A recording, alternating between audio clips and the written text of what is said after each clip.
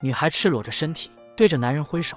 她的身体洁白无瑕，脸上的笑容非常纯真，宛如一缕清泉，让20岁的川岛直接看呆了。两人就这样一见钟情。川岛记得刚见到阿勋的时候，是在一家旅馆里。那时的阿勋拿着板块，脸上洋溢着笑容，正在尽心尽力的给客人们表演舞蹈。阿勋是一个旅行艺人，也是一个舞娘，而此时的川岛只是一个高3的学生。他趁着放假出来游玩，没想到却遇见了阿勋。第一次见面，这个清纯美丽的少女就在川岛心里种下了一枚初春的种子。两人原本毫无联系，然而在这天，一场突如其来的大雨却让他们意外相遇。川岛和阿勋对上目光，又连忙害羞地别过头。在当时的年代，艺人和学生的地位相差非常悬殊。茶肆阿婆看见川岛学生的打扮，便一脸殷勤地拉他进去烤火。没多久雨停了，阿勋他们准备离开。看见这一幕，川岛有些急了，但阿婆却告诉他：“你是个读书人，千万别和那些不三不四的人在一起，对你影响不好。”听见这话，川岛心里十分不爽，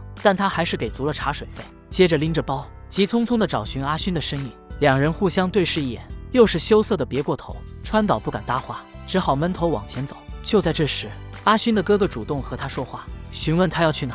川岛见状也和他聊了起来，表示自己是突发感想去旅游，暂时的目的地是夏田。这时哥哥也说起了他们的来历。川岛发现他们非常友善，于是便提出结伴而行。他们走到一个岔路口，上面的牌匾上写着乞丐和路人不得入内。阿勋的哥哥早就见怪不怪了，准备带着大家走旁边的小路，但这样会比较费时间。好在有川岛学生的身份，他们这才成功走进了村庄。村民们看着这个艺人和学生的组合，内心有些疑惑，但也没有多说什么。晚上他们来到一家旅店，阿勋高兴地冲了进去，表示要给川岛泡茶。然而好不容易泡好后，他却因为害羞不小心将茶打翻。阿勋见状慌乱地擦拭席上的茶渍，哥哥一眼就看出了妹妹情窦初开的心思，但他却自认为妹妹配不上他，于是以这家旅店不服川岛身份为由，带他去了另一家旅店。在安顿完川岛后，哥哥便起身离开了。这一路上，所有人似乎都在告诉他，学生和艺人的差距非常大。川岛心里并不苟同，但他脾气好，不知道怎么反驳。对于川岛来说，阿勋一家非常和蔼可亲，是值得深交的朋友。当晚，阿勋一家来到川岛住的旅馆，为他隔壁的邻居表演。川岛听着他们载歌载舞的声音，内心久久无法平静，一边翻书，脑海里一直想着阿勋，心里一阵心猿意马。于是他来到窗前，悄悄偷看正在表演的阿勋。然而就在这时，一个客人对阿勋动手动脚。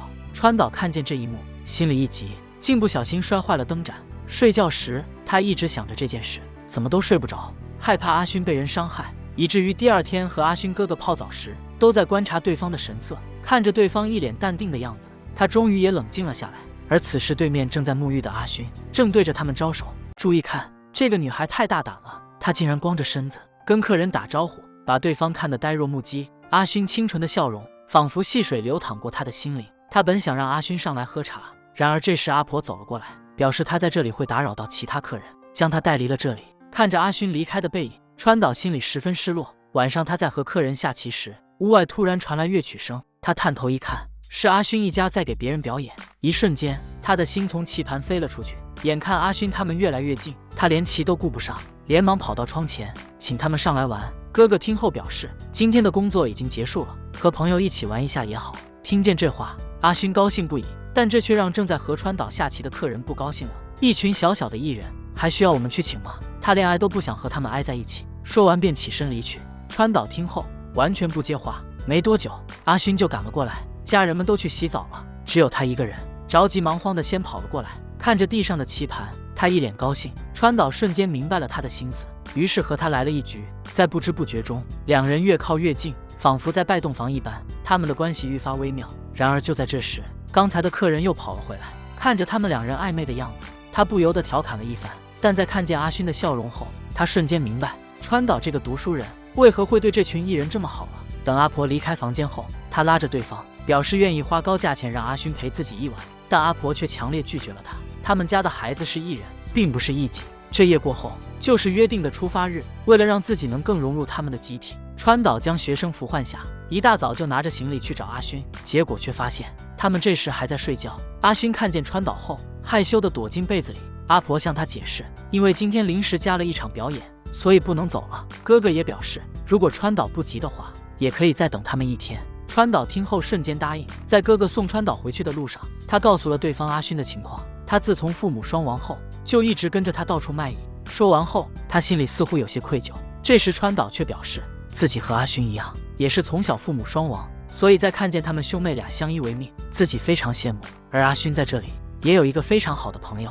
刚来这里的第一天，他就跑去对方工作的地方找人，可老板娘却说朋友早已经离开。阿勋心里有些不幸，但也没有办法，因为明天他们就准备离开了。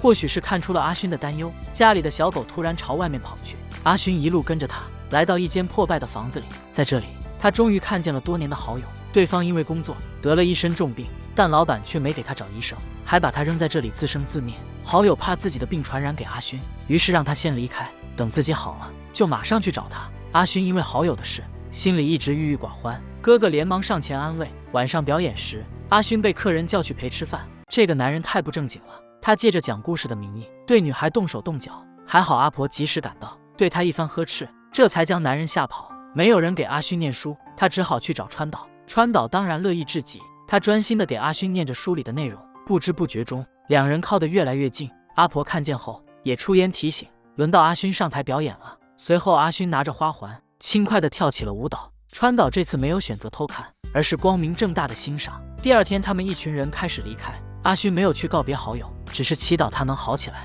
他不知道的是，在他离开后不久，好友就离开了人世。阿勋没有直面朋友的死，也算是在心里留了个念想。在路上，阿勋根本闲不住，在人群里跑来跑去，还给了川岛一根手杖，无时无刻跟在他身边。不一会，两人就把大部队甩在了后面。在山顶上，他们看见了目的地，于是便坐下来休息，等待其他人。这时阿勋聊起了自己的成长经历，而川岛也给他讲自己学校里的故事。他们从一开始的害羞回避，变成如今的坦然相对，两人的关系越来越近。川岛很享受两人单独相处的时光，但他心里也明白自己该回东京了。离别的日子很快到来，川岛和阿勋约定晚上两人出去玩，他想趁机和阿勋告别。虽然心里不知道怎么开口，可不告而别的话，他的心里又会有遗憾。而此时的阿勋还在家里等待着川岛，他折着千纸鹤，盼望着心里的那个人。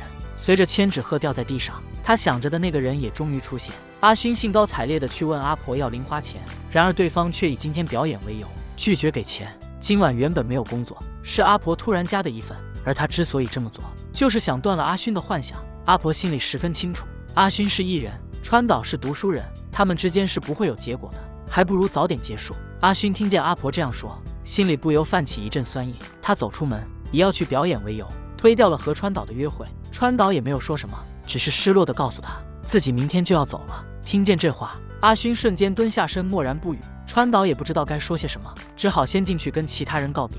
结果等他出来时，阿勋已经不见了踪影。第二天一早，川岛来到码头，发现阿勋早已等候多时，但他却一句话也不说。看见他这样，川岛鼓起勇气问他能不能把头上的梳子给他当作念想。阿勋同意了，取下梳子给他。很快川岛上了船，而阿勋依旧神情恍惚，沉浸在悲伤中，直到船鸣声响起，他才反应过来，追着船往前跑。他对着船上的川岛挥手告别，眼看对方没看见，他连忙拿出了白手帕挥。这一次川岛终于看见了，他摘下头上的帽子，挥手告别阿勋，还大声呼喊他的名字。但他们的距离越来越远，他的声音也越来越小，再也传不到阿勋身边。故事到此结束。